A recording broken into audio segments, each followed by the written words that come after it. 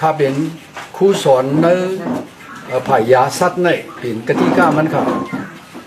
ก้อยกาวินกับตั้งไผ่หลังตุ้ยอันปืนเท้าในอันหลุยเฮ็ดตั้มปันตั้งนานั่นอันเกาฆ่าปืนถามเกาฆ่าอันเกาฆ่าอำตอบอะไรนั่นเกาฆ่าเตรียมปันในลิกในไงอำใจว่าเขากัดแขนหนาสังอำใจเขาหายเลยนั่งเขาก็ดีออนกันใหญ่มาใช่เขาก็ดีออนกันใหญ่มาอันปืนถามสูนั่นสัมดีถามข้ออันในแค่นั้นก็ที่อันหลุดตอบนั่นมีเนื้อปักในค่ะมาเร็วด้วยมีมา80เอาค่ะ80สีด้านไหนก็เขายังกับคุกจะไรไต้เฮาในเลี้ยงเหลือก็มันมีปืนมันอยู่ไหนข้าลังใจมิวจำกำอะไรที่ต่อกันเลี้ยงเมืองนายในก็มันเป็นอะไรมีอยู่ใครหันปั๊มมันดีๆงามๆเห็นเลยเพราะอันเขาคาติลาดนั่นอันเขาคาเพราะหันเย่ามันแน่นอนเย่าเขาจังลาเราค่ะมันเป็นเช่นนั้นกว่าในเฮเลมาหมัวกับที่เกี่ยวในหันเอาค่ะมีไว้ค่ะมีไว้ค่ะเมื่อเลี้ยวเขาเลยมาหันคนหนุ่มเขาจะไหนเปลี่ยนอันใจจุ่มซื้อมีแห้งว่าแห้งมา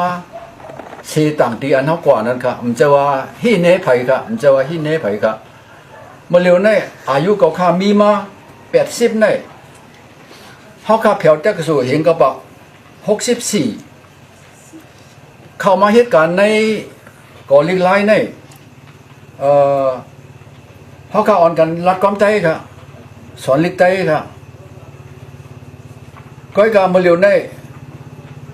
มือเข้านั่นก็ข้าไม่ใจมากูไตในหายมาเร็วใน64ตัวหันมาเร็วในมีมาขนาดไหนไปถามว่าลุงเฮากูไตหายนั่นจ่องมันเย็นกว่าฮือจ่องมันไม่ตื้อมาฮือในนั่งเขาถางซื้อไม่ตื้อมาค่ะก็เบิ่งในก้มไตก็ลาดอ่ำไรเย้าเฮาลาดก็จึงไหนให้ตังว่าอย่าเป็ดสิก็นั่นมันเจอขนาดสภาวะมันเป็นเช่นนั้นนาเวียงในปอเมซัมตั้นสอนเวียงปันกว่าอังกฤษเขาว่ามาตรทั้งอันนั้นติ้นปีเป็นก้อนแมวค่ะมันเลยเพราะเขากะเข่งกันตั้งต่างกวนต่างเจอในเฮาขาในจองเจหาลูกอ่อนเฮาโมความใจในเฮาขาตกยอมไว้อีกหนึ่งจะว่ามันเร็วถอยก็ไปเป็นเมกันอันนี้ค่ะต่างเปียกทาไว้เจอค่ะเฮาหู้ปัญหามันจอมกันเฮเฮาหลุดใส่แห้งอีหนึ่งโย่ในมีปองหนึ่งที่ยันกงในออนกันกับที่มูลาตันเขาได้เลือกกับเมืองญี่ปุ่นอันก็ตอบในสเปียนนางยังใต้อ่อนในเขาได้เอาเสื้อโค้ทใต้ในกว่าทำใส่ไว้นางน่ะญี่ปุ่นนั่นเขาทำใครเปลี่ยนเสื้อคือสังก็เย่าใครมันหู้ลองเสื้อคือเขาพองก็เลยสมัครถามเขาน่ะอันลูกสาวไอ้เนี่ยหมกปันล้วนเขาเยอะนึงลอง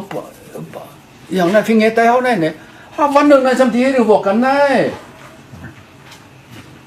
สมมันเป็นนางไหนมันเป็นหมายหนึ่งค่ะตีเลยป้ากว่าจะปั่นเนี่ยมันเป็นหมายหนึ่งค่ะก็เปิดชื่อในเขาพ่อมเฮเลมันไรกว่าครับบางชื่อในถามว่ากำใจมันจะกับลัดที่ไหลที่ตั้งเจ้าตื้อที่ไหลเนี่ย